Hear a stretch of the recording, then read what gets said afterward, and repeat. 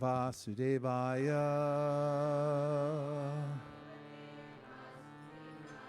Om Namo Bhagavate Vasudevaya. Om Namo Bhagavate Vasudevaya. Narayana Namaskritya Naram Chaiva Narottamam Devim Sarasatim Vyasam Tato Jayam Udiraye Shushusho Shudadhanasya Vasudeva Katamrichi Syadmahat Sevaya Vipra Punya Shravana Kirtana. Today we'll be hearing from the Srimad Bhagavatam, and the proper means of hearing Srimad Bhagavatam is expressed by the sages' address of Sutta Goswami, Ugrashrava. As we know from Ugra Nrsinga, Ugra means fierce, and Nrsinga is Nrsingadev in this very fierce form who, although there's a planet where Lakshmi and Nrsingadev reside eternally, so it's not that Lakshmi Devi doesn't know about Nrsingadev. He's an eternal form and they have an eternal relationship. But when he comes for Prahlad Maharaj, she practically doesn't recognize him because he's so ferocious and angry because of the mistreatment of his devotee. And that same sense, Ugrashrava. Ugrashrava means one who, fierce, ferocious hearing. And look up the word ferocious. There's a way in which Ugrashrava, Sutta Goswami is described, Veta tvam saumya tat sarvam tat vatastanugrahat bruyu snigdasya shishyasya guravo guyamapyuta.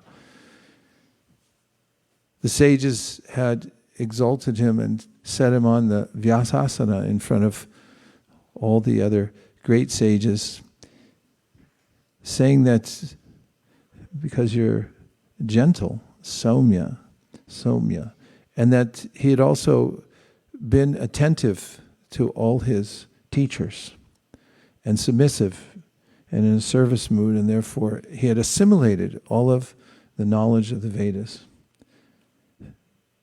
Yasya Devi Parabhaktir Yata Devi Tata Garau Tasyarte Katita Hyarta Prakashante Mahatmanaha. The Shastra says that when one has implicit faith in Krishna and the spiritual master, then there's a way in which the import of Vedic knowledge is naturally revealed within the heart of that devotee. And then they call him Ugrashrava because his path to perfection took place by ferocious hearing. In our research department, which is down to 1 today, we have lack of funding also, so they can't turn on the electricity for the mic. We need to put in a new grant to get the mics turned on. Ferocious is an adjective from the 1640s, which means fierce and wild-looking. Okay. Ferus, which means wild, and it comes from Proto-Indo-European root guer, which means wild beast.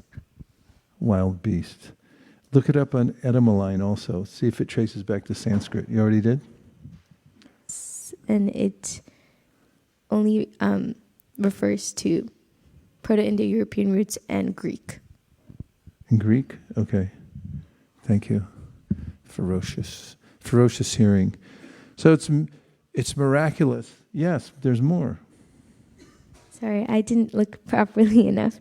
But from another root of it, which is OKW, which means to see, it says that it is the hypothetical source of evidence for its existence provided by Sanskrit, Akshi, the eye.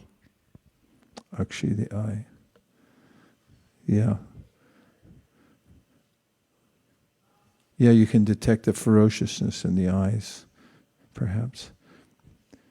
So let's hear about Lord Nrsingadev from the 5th canto of the Srimad Bhagavatam, 18th chapter, verse number 8. And we can say this verse together since everybody knows it anyway. That's 5:18:8. Om Namo Bhagavate Narasimhaya Namastejas Tejase Avirbhava Vajranaka Vajradamshtra Karmashayan Randaya Tamo Grasa Om Swaha Abhayam Atmani Bhuyishta Om Shram. The translation is, what? Okay. I offer my respectful obeisances unto Lord Nrsingadev, the source of all power. O my Lord, who possesses nails and teeth, just like thunderbolts, kindly vanquish our demon-like desires for fruitive activity in this material world. Please appear in our hearts and drive away our ignorance, so that by your mercy we may become fearless in the struggle for existence in this material world. Srila Prabhupada's purport. In Srimad Bhagavatam 4:22-39, Sanat Kumara speaks the following words to Maharaj Prithu. Yat pada pankachapa lasya bhakta karma shrayan krititam ukratayanti santa tadvanda rikta matayo yatayo piruddha shroto ganastha maranam bhajavasudevam. Devotees always engaged in the service of the toes of the Lord's lotus feet can very easily become free from hard knotted desires for fruitive activities. Because this is very difficult, the non-devotees, the jnanis and yogis, cannot stop the waves of sense gratification, although they try to do so. Therefore, you are advised to engage in the devotional service of Krishna, the son of Vasudeva. Every living being within this material world has a strong desire to enjoy matter to his fullest satisfaction. For this purpose, the conditioned soul must accept one body after another, and thus his strongly fixed, fruitive desires continue. Strongly fixed, fruitive desires. That's SFFD syndrome. One cannot stop the repetition of birth and death without being completely desireless. Therefore, Srila Rupa Goswami describes pure bhakti devotional service as follows. Anya bilashita shunyam jnana karmanyanavritam anakulyena krishna nushilanam bhaktir uttama. One should render transcendental loving service to the Supreme Lord Krishna favorably and without desire for material profit or gain through fruitive activities or philosophical speculation. That is called pure devotional service. Unless one is completely freed of all material desires, which are caused by the dense darkness of ignorance, one cannot fully engage in the devotional service of the Lord. Therefore, we should always offer our prayers to Lord Nrsingadev, who killed Hiranyakashipu, the personification of material desire. Hiranya means gold, and Kashipu means a soft cushion or bed. Materialistic persons always desire to make the body comfortable, and for this they require huge amounts of gold. Thus, Hiranyakashipu was the perfect representative of materialistic life. He was therefore the cause of great disturbance to the topmost devotee, Prahlad Maharaj, until Lord Nrsingadev killed him. Any devotee aspiring to be free of material desires should offer his respectful prayers to Nrsingadev, as Prahlad Maharaj did in this verse. Om Ajnana Timidamdasya Jnananjana Shalakaya Chakshurun Militam Dena Tasmai Shri Gurave Namaha. Vanshakalpatarubhyasya Kripa Sindhubhya Evacha Patitanam pavanebhyo Vaishnavebhyo namo namaha. Nitai naminekshe namirhate shadamuyena dite chere. Nitai naminekshe namirhate shadamunyena dite chere. Jaya Shri Krishna Chaitanya Prabhu Nityananda Sri Advaita Gadadhar Srivasadi Gauda Bhakta Vrinda. Hare Krishna, Krishna Krishna, Hare Hare, Hare Rama, Rama Rama, Hare Hare. And we have in 518.8, word for word, which is Om. Om, O Lord. Namaha. My respectful obeisances. Bhagavate.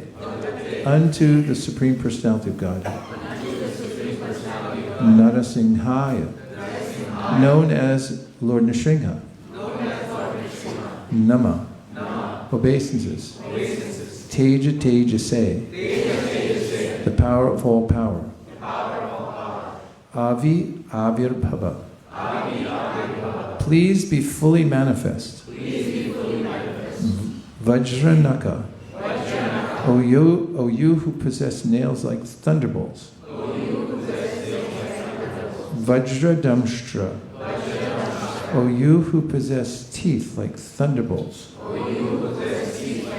Karma Ashayan. Demoniac desires to be happy by material activities. Randhya.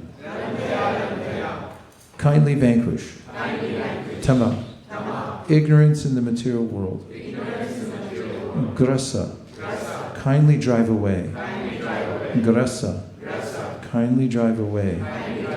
Grasa. Grasa. Oh my Lord. Swaha. Respectful oblations. Abhayam. Fearlessness. Abhayam. Fearlessness. Atmani. In my mind. Uyishta. May you appear. O Lord. Shraum. The bija or seed of mantras. Offering prayers to Lord Nrsimhadev. The translation we can say together. Oh, I offer my respectful obeisances unto Lord Nrsimhadev, the source of all power. O my Lord, who possesses nails and teeth just like thunderbolts, kindly vanquish our demon-like desires for fruit of activity in this material world. Please appear in our hearts and drive away our ignorance, so that by your mercy we may become fearless in the struggle for existence in this material world. Later, in the Bhagavatam, Prahlad Maharaj offers his prayers, and thus, as in all the prayers in the Srimad Bhagavatam, reveals his heart to the Lord, and revealed scripture means he reveals it to everybody. So, Drishta Maya Divi Bibor Kila Dishnapanu Ayushriyam Bibaba Ichiti Yanjanoyam Yesmat Pitu Kupitahasa Brijambru Vispurjitena Lilita Satuteni Rastaha. And one of his prayers, he's saying that I've seen it for myself that my father had developed so much power that just by moving his eyebrow, he was able to conquer others. And he had ayu, shriyam, vibhavam. He had a guarantee, so-called, of an unlimited lifespan, which is what many people want. Even if they don't know what to use their life for, they're trying for it. Especially nowadays on YouTube, everyone's got some formula for how to stay alive longer. A lot of longevity studies. But you still can't make it past probably 100, if you're really lucky. Ayushriyam, and they want some kind of opulence. Ayushriyam bibabam ichiti yanjanoyam, and that's their desire. Next slide. Yesmat pitu kupita. So, yesmat pitu kupita hasa virjambru, what I just said about the eyebrows. Vispurjitena lulita satute nirasta. That lulita means that it all comes falling down, it collapses at some point.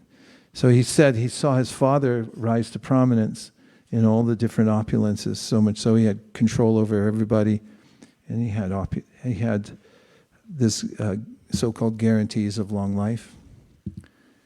And then he says, next verses, Tasmada mushtanubritam aham ashishogya ayu, again, ayush shriyam vibhavam aindrayam avarinsha nechamite vilulitam. There it is again, vilulitam uruvikramena kamatalam madulava. No, that's another verse. Kalatmana hridayam. Say it again. Kalatmano panayamam nija britya parshram. So he concludes here by saying that much the same thing, that my father had so much power and opulence. So I don't want it. I don't want anything to do with it, because vilulitan, it falls apart.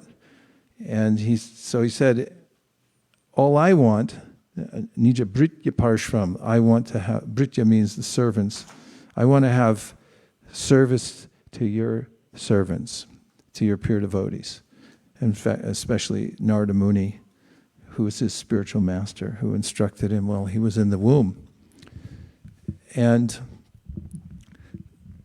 those who have come to this conclusion, after having developed a state of heart where they are disgusted with the material world, as is mentioned, Jata Shraddha Makatasu Nirvina Sarvakarmasu, Veda Dukatmakam Kamam Prityagi Pyanishvara.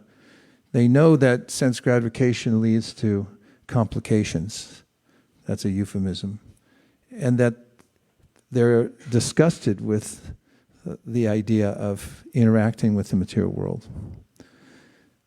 And at the same time, they don't have the power yet to stop the waves of material sense gratification. In other words, even though they know everything and they're disgusted with it, they still succumb to the senses, and they're a little upset with themselves. Anyone? Yeah, it's nice that the Bhagavatam understands us. This is Krishna speaking this verse. And he goes on to say that you should not be overly morose and then give up the process, but rather understand that if you stay the course in devotional service, then gradually you'll be able to overcome material desires. And in this prayer, the devotee rightly asks the Lord for that benediction. And it's the benediction that Prahlad Maharaj had asked for when his father, when the Lord insisted that he take something.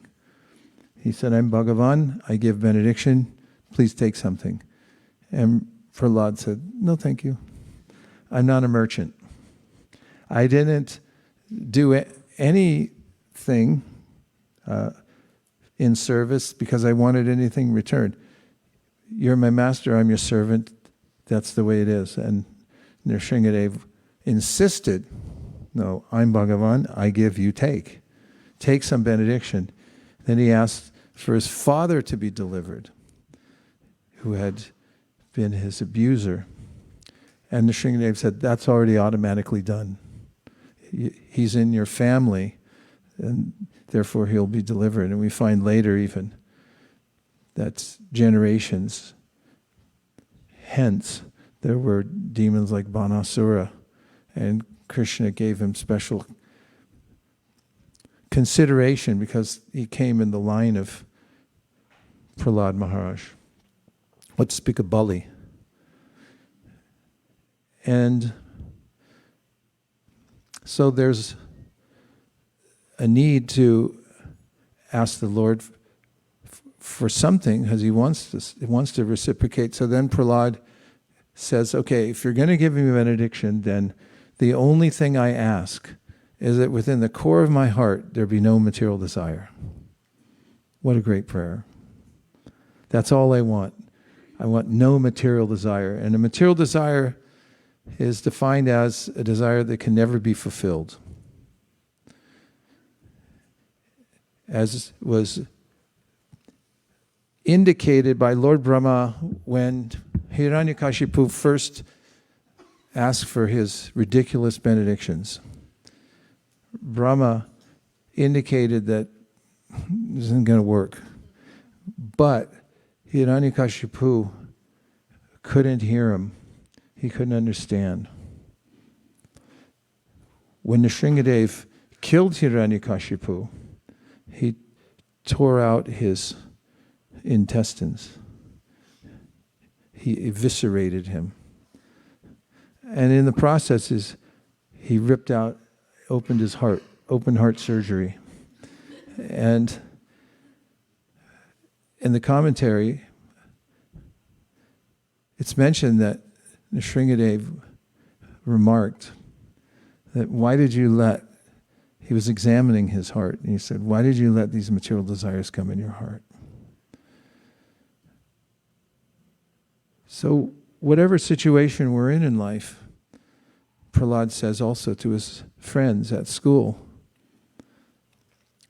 whatever lack we feel in our life is coming due to having desires that we can't fulfill, otherwise known as material desires. They're not fulfillable. We're not satisfied. It's only on a pendulum of bhoga and tyaga. It can never be fulfilled. And when one has the sincere desire, a sincere desire means a recognition within oneself that one actually wants the service of the Lord.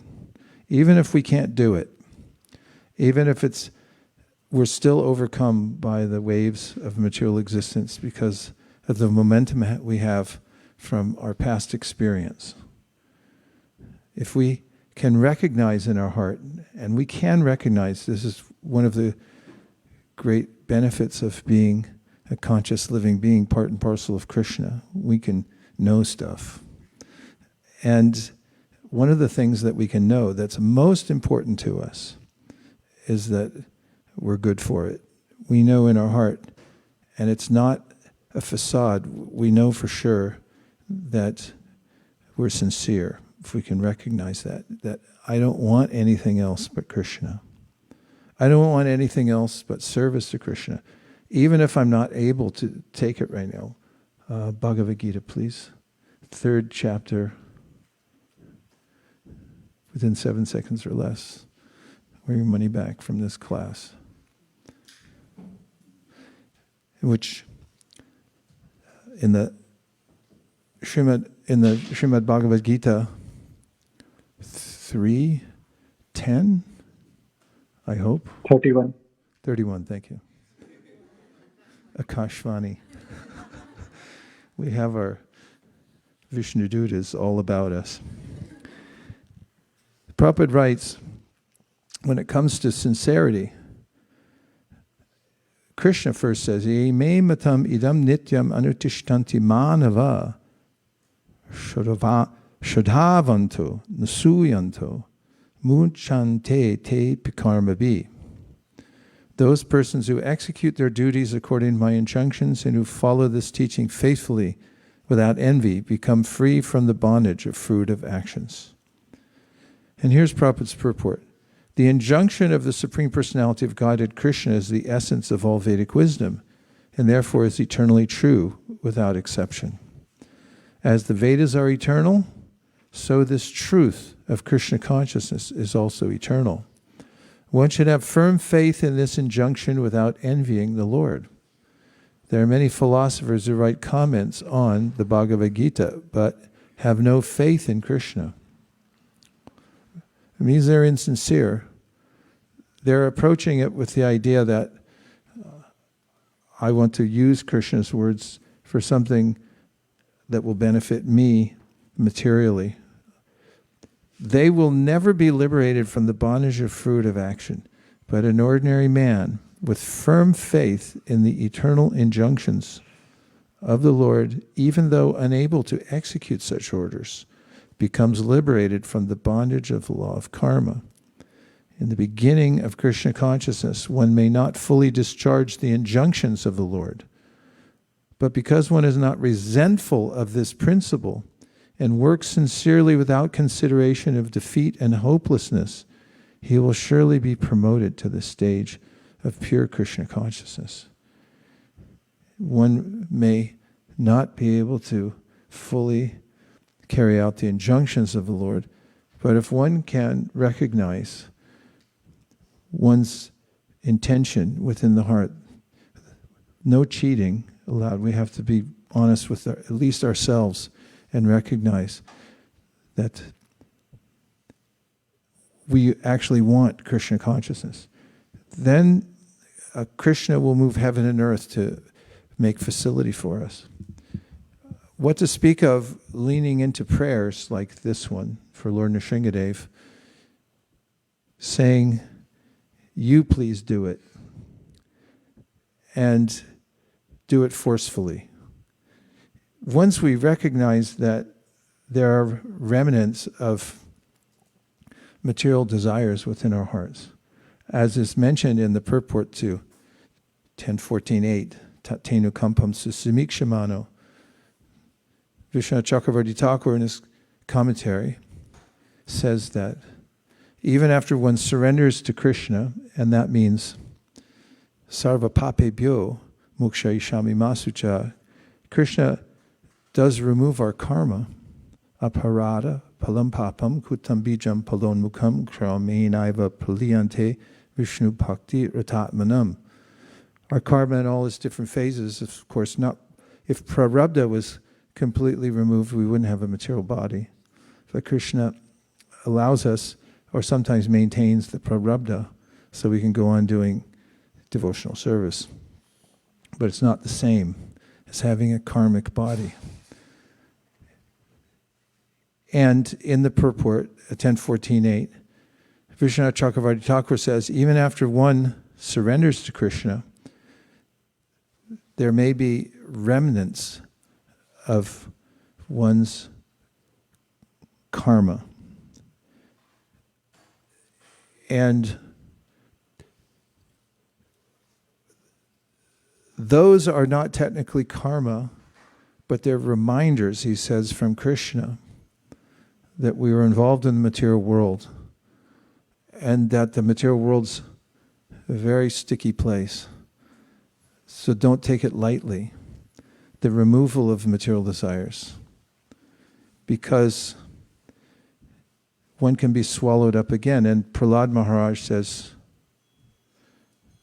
Trastos meham kripana vatsaladusha hogra samsara chakra kadadad grasatam pranita kadgam pragriya yadavochara sadviditsus tamishvaro maraparo batukam harami. No, that's a different verse. I'm sorry. Trastos meham kripana vatsaladusha hogra sara chakra kadadad grasatam pranita Badhasa karma shatama tengri mulam pritopa varga sharanam Vaisesika danu. So this in this verse, Prahlad Maharaj is saying, I'm not afraid of your fierce form. The demigods were a little nervous during the whole interaction of Lord Nrsingadev and Hiranyakashipu because they had something to lose. And when one gets a position here in the material world, says the philosopher Michel, once you get a little power, and instead of doing your job properly, you start thinking how to protect your power because it's so intoxicating. And every little jiva's got a little chip in the game here in the material world somewhere. Even if to others, relatively speaking, it looks paltry. I always think of, although I've been rethinking it lately, of the vendors along Indian streets where they sell little packets of something. I don't know what the heck's in there. But they're usually lying on their back, and I never see many customers, but somehow or other, I guess they have low overhead or something. What are they selling? Some kind of little pawn? A little packet of pawn? A little pawn shop? And that's their little corner of the material world. Everyone's got some little corner of the material world they want to protect, and this is my space, and this is my little chip in the game here. And nobody feels free from anxiety who has that until they say, well, my only chip in the game is my service to Krishna. As is mentioned, that the Vaishnava is the only one who is free from anxiety. Bhukti mukti siddhi kami sakali ashanta. Everyone else has some anxiety. Thank you. So Prahlad Maharaj said, I'm afraid of any lingering material desires in this world. I'm not afraid of your fierce form. I'm not afraid of these prayers. Obviously, he's making these prayers come with your sharp teeth and your claws, and he knows that that's for my benefit. And he says, what I am afraid of is getting ground up again in the material world, as he mentions in another verse. Is it Tasmada Mushtanu Pritama Shogya? Naham Pipimya. It ends with Nispidyamana Upakarsha Vibho Prapannam. How does that verse start? Sorry, we're trying to memorize the chapter. It's harder when Satvam hi nitya viditatma. How does it start? Satvam hi nitya viditatma gunachana. Satvam hi Satvam nitya. hi nitya vijitatma gunasadhamna kalova shi krita vrishridya visarga shakti chakre vrishishtamva yeshvara shodashari nishpidyamanam upakarsha vibho prapanam. He says that there's this material world, and he describes it as being the time factor is like a big crushing wheel. He said, I'm getting smashed by this thing. And in the other verse I quoted, Trastosmyaham, he indicates that I'm not afraid of you like everybody else is. Everybody's, including Lakshmi Devi, is freaked out. What's going on here? What's got into him? But Prahlad's not afraid at all, and I was also about to, before I interrupted myself, allude to the fight between Hiranyakashipu and Lord Nrsingadev, in which the demigods are described as watching from afar. And they had lost all their chips in their game because Hiranyakashipu got so powerful, which happens in the material world. You think you're on top, and then next thing you know, somebody takes over. New boss moves in, and by the way, you're out. It's topsy-turvy, it's always changing. And they had their designated services in the material world. Hiranyakashipu took them all away. And now when they were fighting, and Nrsingadev was actually playing with Hiranyakashipu because cats like to play with their catch. They catch a little mouse and then they act all nonchalant, like they're not even paying attention. And the mouse said, no, no. And Prabhupada describes how a materialistic person, sometimes it appears that they're going on just fine without God. In fact, sometimes people say, how come the godly people are suffering and these people, they live in a Trump Tower somewhere or something like that. Like they're okay. But it's only the material nature giving them a sense of this freedom to move about the material world. But there's no freedom to move out the material world. Prahlad Maharaj is saying everyone's being crushed here by the wheel of time. So he says, and the demigods, they were watching, and when Hiranyakashipu got free, apparently, they thought, oh no, maybe this creature is not going to kill him. And now that Hiranyakashipu, with his super powerful senses, saw us watching and going, come on, kill him, and then he'll come back twice as hard on us. But Prahlad didn't have that. And the reason was because he was Naishkam. He had no material desire, which means that he only had a desire to serve Krishna. He only wanted to serve his spiritual master. And because of that, he wasn't worried about anything except for what was inside his own heart. And therefore he made this prayer earlier, please, that's the thing to take out.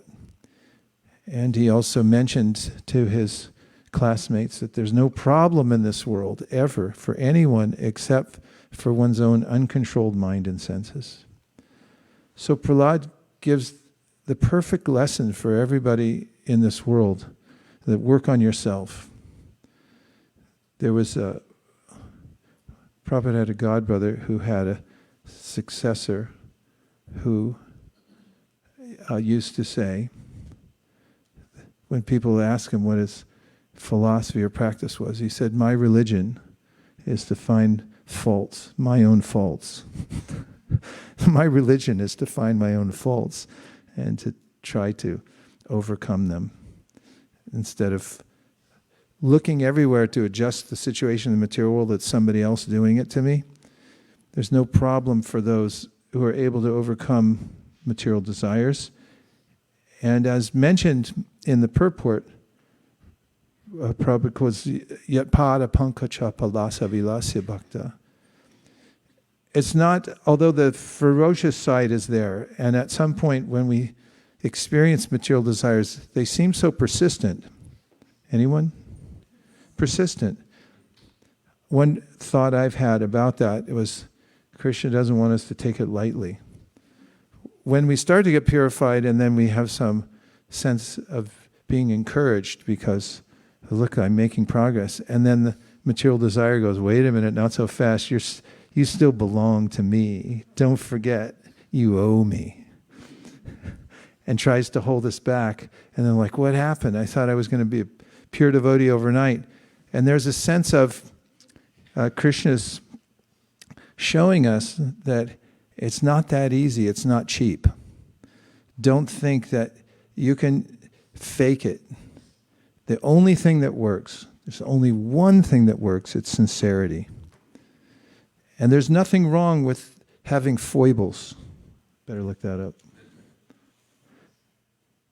The only thing wrong is trying to hide one's foibles for the sake of showing oneself to be more than one is. That's not helpful.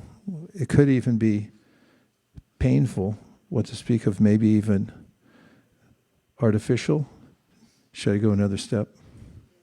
Don't do it, Vaisesika. It's a morning class, maybe even deceitful. And what do we have from our research department? Foible is a noun which means weak point of a sword blade. A weak point, a weakness, failing. Obviously it comes from some kind of sword fighting, huh? You have an origin? Old French adjective fible, which is split into, or comes from modern Latin, febilis, lamentable, literally that is to be wept over. To be what over? To wept. Wept over? Yeah. Oh, somebody weeps over you because your situation is so lamentable. They're like, too bad for you. We should cry over our own situation. So, Krishna indicates in the Bhagavad Gita that one who does good is never overcome by evil. And summarized, sincerity is ironclad. If we're able to identify our own sincerity, which is indicated by these types of prayers, that Krishna, please remove these material desires from my heart, and please engage me in your service. And that, furthermore, one other point, Prahlad Maharaj is saying that I'm not afraid of you, Lord Nrsimha, but I do have fear. We should have fear.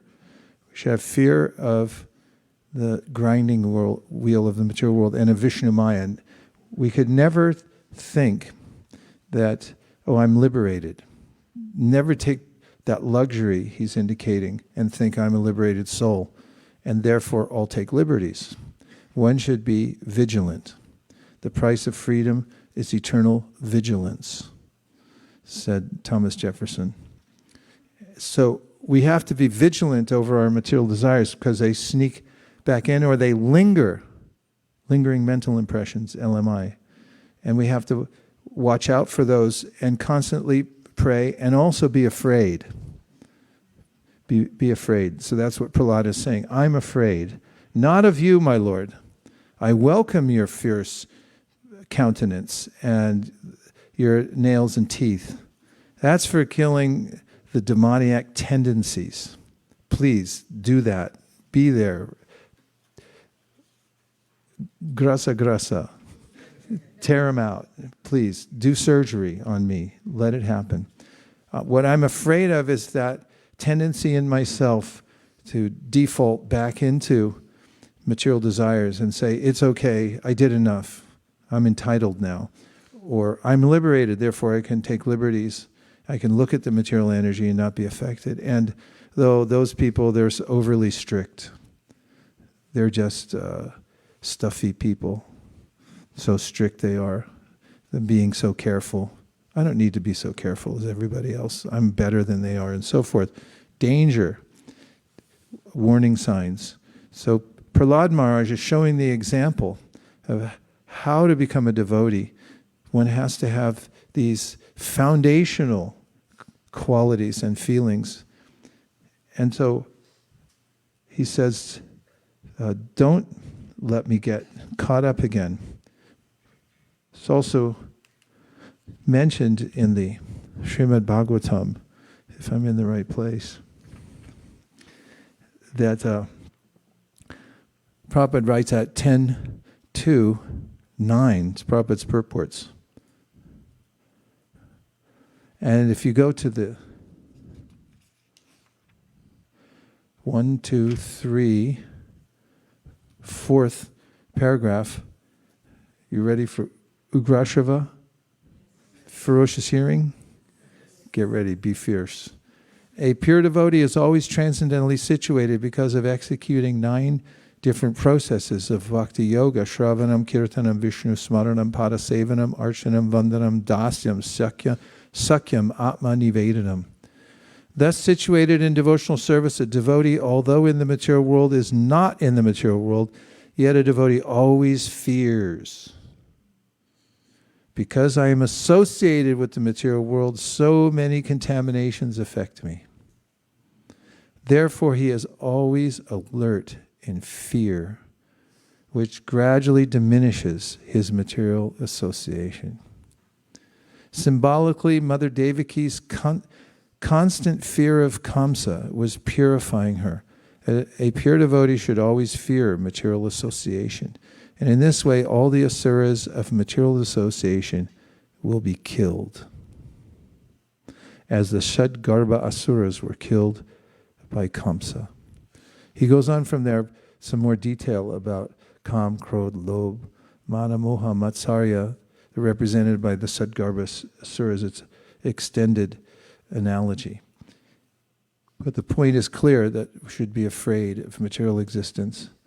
And we should welcome Krishna's offer to purify our hearts. As we were talking yesterday about the Bhagavatam, because we're going to Austin, Texas, on Wednesday. I have to give tomorrow? That's tomorrow, basically. and I have to give a talk at Dell, which I haven't really thought about much, except for the title is how to have peace within chaos. Yeah, I was talking about it with His Holiness Radhanath Maharaj yesterday, and he started a long list of all the chaotic situations in the Bhagavatam. He listed at least 20 in a row. And then he said, actually, the whole Bhagavatam's about turbulence, chaos, and how one overcomes it. And that's the lesson of Prahlad Maharaj also. He's in the midst of the most dangerous, materially dangerous situation, to have a father who wants to kill you. But he shows how to overcome it from the inside out. So whatever situation we're in, Prahlad shows us to pray for this and find your own sincerity, and also cultivate a healthy, not a neurotic, a healthy fear of the material world and material desires. Those are some preliminary remarks. Now let's have a lively discussion. Prabhu, we have plenty of mics, so we can pass them around.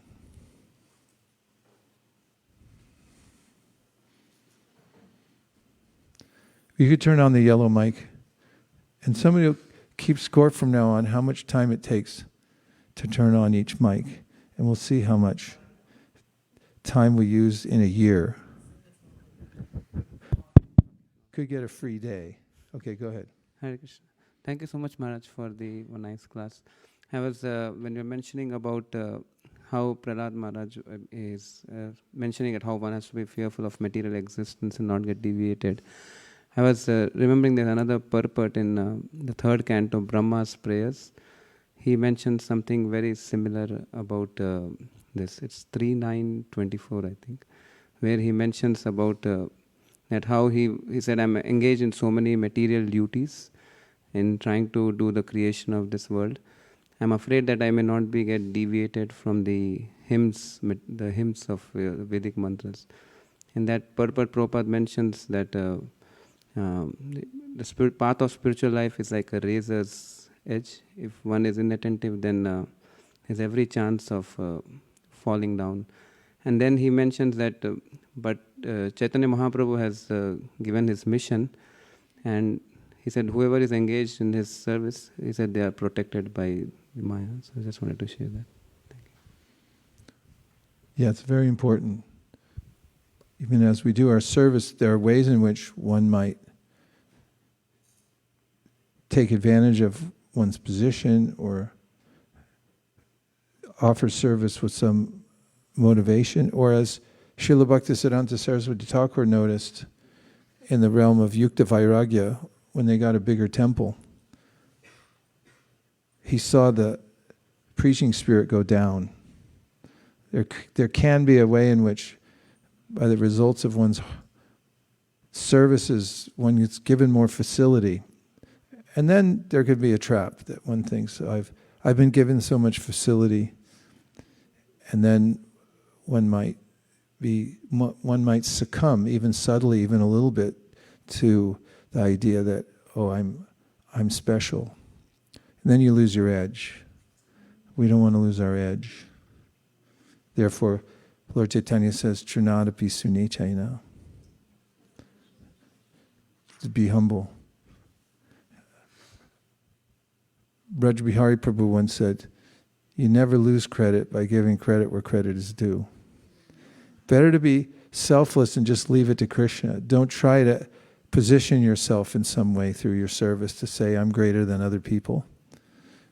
Just do your service. Vijay Prabhu.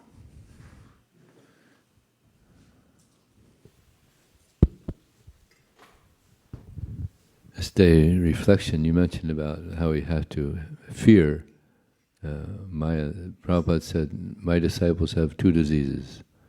One, they are not enough afraid of Maya, and two, they like to change things. Yeah, and the changing, there's a sense it's not complicated enough. How could something so simple? He had mentioned that I notice that my disciples are sometimes collecting big stacks of austere books. And he said the process is simple, chant Hare Krishna. And there's ways in which, in a sense of trying to pull ahead of everyone else, all read different things and come up with a different point. This is still in the realm of, I'll be a Muni. Munis have this disease that they want to, with their own intelligence, figure out how to present something in a different way in order to satisfy their sense of being intelligent. Astita Dir Muni, on the other hand, is someone who accepts verbatim the order of the spiritual master and says, I'll just fulfill the order and I'll do it humbly. As Lord Chaitanya indicated when he met his spiritual master, don't worry about all this stuff. Lord Chaitanya told Prakashananda Saraswati, my spiritual master told me I'm a fool. For you, just chant Hare Krishna. Keep it simple. I think, oh, that's not complicated enough. And then I changed the process and tried to do something else, and not being afraid enough of material nature. And then when something severe happens, we become shocked that how could that happen?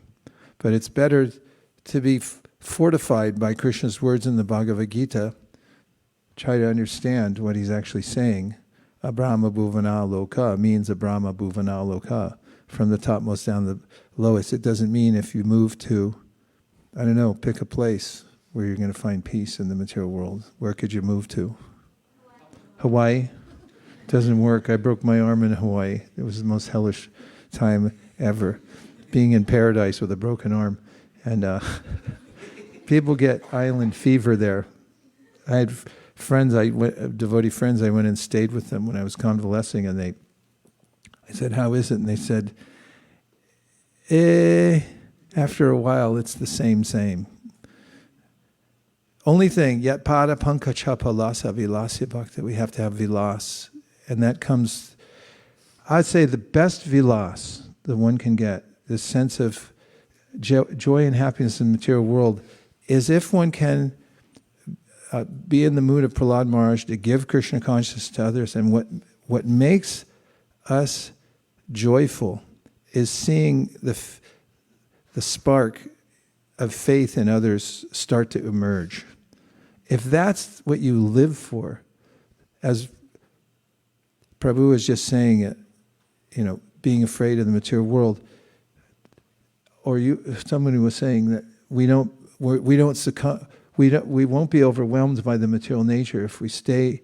It's not obligatory to become overwhelmed, but if we stay in the vilas of preaching, and that is that what satisfies our heart is seeing the spark of faith by our preaching ignite within somebody's heart and starts to come up. If that's what gives us great joy, that's a very safe position, and it's great work if you can get it. If you can become a preacher in the Krishna consciousness movement. Okay, yes. We have 30 seconds left. Go ahead. I had a question about this point of fear. So in that same note, we talked about Trinadapi Sunichana, like don't feel yourself as great or special. But balancing all of this, how do we still be confident, even if we're not egoistic or feeling unnecessarily powerful? It's tested over time. We become more and more confident that we're not the doers. And we've had this experience in our little laboratory here in Silicon Valley. We've been running a little laboratory here since 1999 or so, and the experiment is to continually take risks, extending ourselves in our service. To give a specific example, with book distribution, from the first time we made a solid goal, and there was a sense of uneasiness, where should we be pushing so hard? And I think it was to do 100 books in one day or something like that. And everyone complained that, I mean, first of all, it's ridiculous. We could never do that. And second of all, should you push people so hard to make such a goal? I mean, Krishna consciousness is nice, but we shouldn't be in so much anxiety. But then somehow or other we did it anyway, and we were able to meet that goal, but then we thought it was a fluke, and every time we think it's a fluke. But then after 100 times of doing that, and it's ever increasing, you start to think, well, maybe it's not a fluke. And maybe the answer to everything is to take calculated risks in the service of Krishna, and you start to develop confidence. I was just thinking of how His Holiness Gopal Krishna Maharaj had so much success, and it was really based on his adherence to the simple principles that Prabhupada said, just do this. And one complaint, people would have is, that's too simple. But that's what actually works. And you can have confidence we should have confidence. Shukadeva Goswami says, Nirnitam, when he talks about chanting Hare Krishna, for instance, he said, it's already been vetted by everybody. Take it from me. You got to have some confidence in somebody, somewhere. Otherwise, you become neurotic and you don't trust anything or anybody. Everything's relative. Your truth, my truth, and so forth. It's no way to live. Okay, yes. Uh-oh. Who is that? Oh, please go ahead, Prabhu. Except we're 2 minutes late. Sorry, Prabhu. No, it's not your fault. Maharaj, thank you so much for going through these prayers. Initially, when we looked at these prayers, they looked very complex and difficult to learn. But you are also spending a lot of time in explaining the meanings and then going deeper into the attitude of Prahlad Maharaj. So I have a question and a reflection. And the question is kind of answered. I was thinking how to develop this fearful attitude towards material desires. So you were talking about taking risks and then realigning with parampara. Yeah, one way out. Is that a question? Yes, Prabhuji, if you can give more. Just what I've noticed is when I get into good association, every time I do, I realize the value of Krishna consciousness, because I see somebody that's more advanced and that it's sublime. And really, that's a higher taste we get from association. Our fear should be we don't want to lose that taste, and we don't want to lose that association. And if we realize also that it's a gift, and if we don't take care of the gift properly, we can lose our rights. Bhaktivinoda Thakur talks about the merchant locking out the worker because he keeps coming late. Late. A casual attitude towards his work. And then he comes one day to work, door's locked. He knocks. The proprietor says, get out of here. You're not coming to work anymore because you took it casually. And if we have this fear that I'll lose the opportunity to be in the best of association. If we have material desires, to those who are very advanced, they see it. Just like if you're at Mangalartik and somebody walks in who just ate garlic the night before, they scarf down a pizza or something. And then, talking about, and then you turn around and who ate garlic? Because it comes out of your pores. Material desires come out of your pores also. It's in your eyes, it's in your countenance. And somebody who's actually sincerely following to the best of their ability, and they have that diamond-like, that jewel-like asset, that they're sincere, and everyone can see it. They become what's called self-effulgent, and it can only come from the real thing, which is sincere. And when we become afraid that I might lose the opportunity to be in that kind of association if I take it casually, I won't be able to associate with the holy name. I also won't be, more importantly, I won't be able to associate with those who have a taste for the holy name. I just won't be allowed entrance because I'll become a disturbance to them, and Krishna, doesn't allow me to enter into that realm. So that's a kind of fear that we can cultivate. It's called FOMO. Fear of missing out. We should have that fear, the fear of missing out. I want to be there. I want to be in the front row. I want to be able to associate. So I keep myself in such a state when the opportunity comes, I'll be there for it. I'll be able to take advantage of it. I should have constant FOMO for that.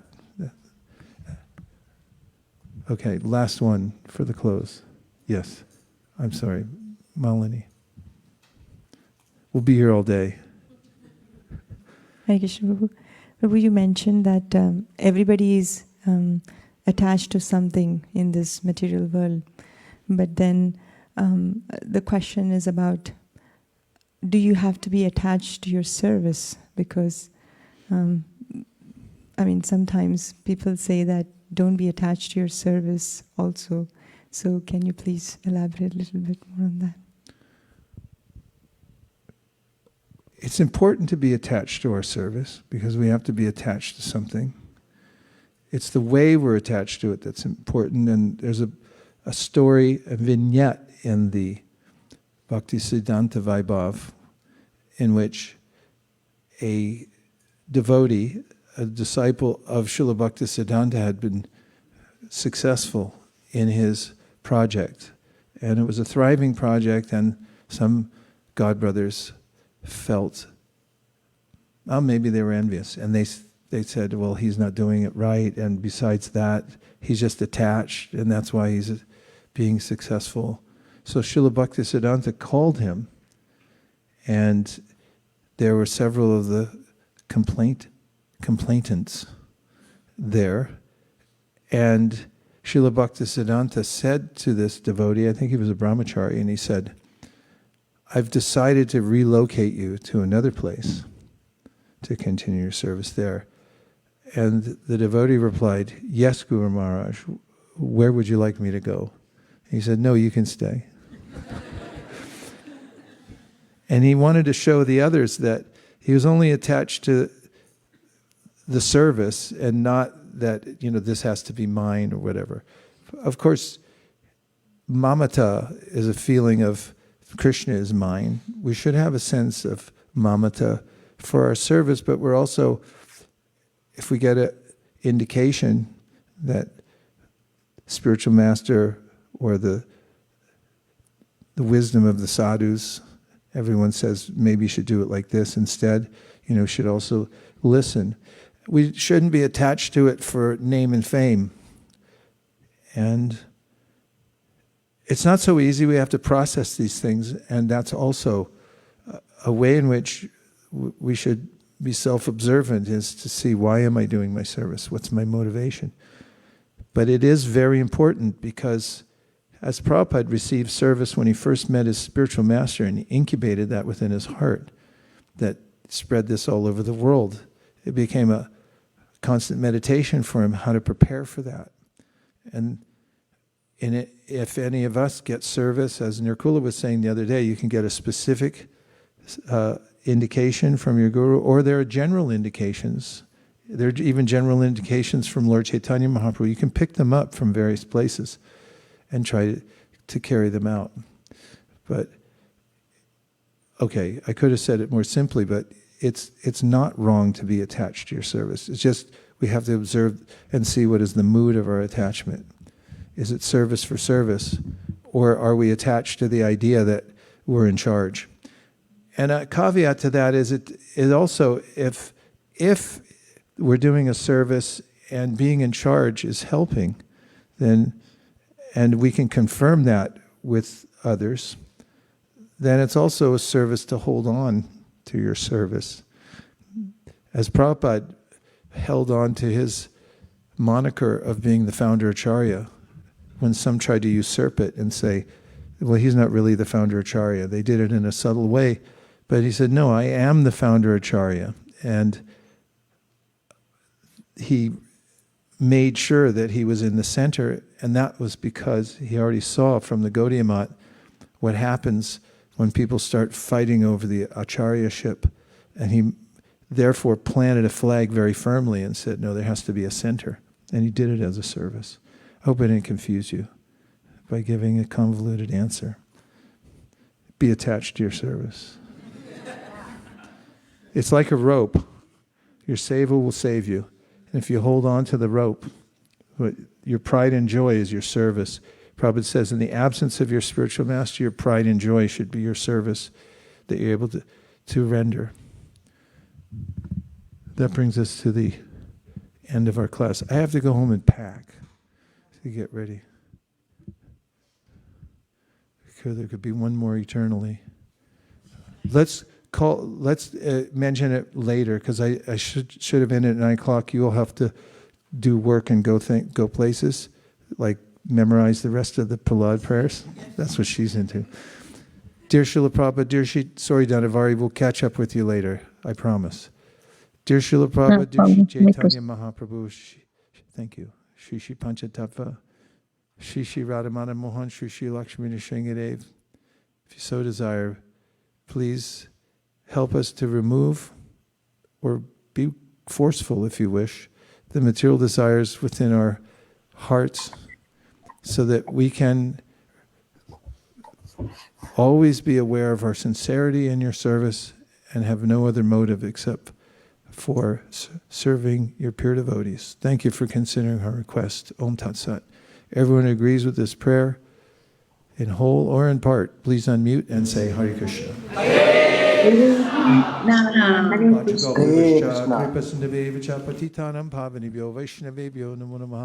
We'll take it up again here tonight at 5 p.m. Okay, we'll see you there, and we have plenty of service opportunities throughout the day, right? And the other thing is, if you see something, do something about it. Place should be clean as glass. Take it upon your own, with your own initiative. If you see anything lying around, make sure you pick it up or sweep the floor. Thank you. Hare Krishna.